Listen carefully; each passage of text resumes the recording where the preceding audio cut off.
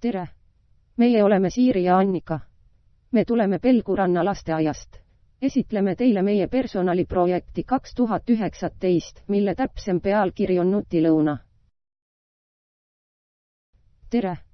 Meie oleme Siiri ja Annika. Me tuleme Pelguranna lasteaiast.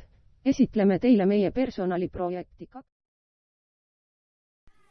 Ma mõtlen, et nad tahavad õppida robotiga mängida, et näidata lastele, kuidas peab tegema ja mis peab tegema üldse, et lapsed ei teinud katki roboteid. Ikko, miks õpetajad mängivad robotitega? Et me saaksime teiste mesilastega mingisuguseid trikke teha. Mulle meeldib sellepärast robotid, kuna need on vinged ja lahedad ja siis meeldib ka, et sellega saab igasuguseid vägevaid asju programmeerida. Näiteks selliseid suulelrobotid, keda saab ise. Sellepärast, et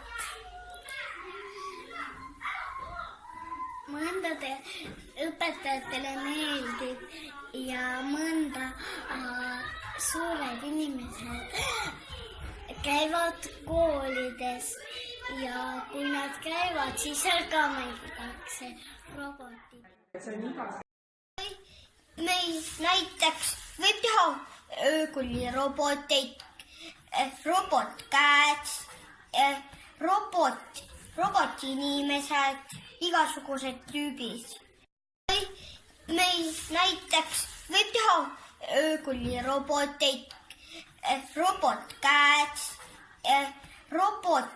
robotinimesed, igasugused tüübid. Me robotikatega mängime ja vahepeal me võime niimoodi mängida, et seal on niisugused asjad ja me sõidame nendega. Ja erinevad robotid on maailmas olemas, näiteks Beebotid, Bluebotid, igasugused botid on, aga esmalt sa ei tohi neid katki teha, sest kui sa katki teed, ei saa sa pead uued ehitama. Siis õpetajad õpivad nendega mängima. Ikko, kes see su kõrval on? Panda. Ta on panda. Mis asi ta on? Robot. Äge. Aga kus sa sõid selle? Kes see Liina on? Liina on õpetaja. Õpetaja Liina oma on see? Äge. Mis see panda teha oskab? Nutilõuna toimub 2 korda kuus. Nutilõuna on lõbus. Koos mängimine paneb aluse suurepärasele koostööle. Naerame koos. Nuputame koos. Õpime üksteiselt. Nutilõunad annavad meile eneskindlust nutivahenditega toimetamisel. Koos tegutsemine liidab. Mäng teeb silmad rõõmsaks. Aitäh, et kuulasite ja vaatasite. Head mängimist! Nutilõuna toimub 2 korda kuus. Nutilõuna on lõbus. Koos mängimine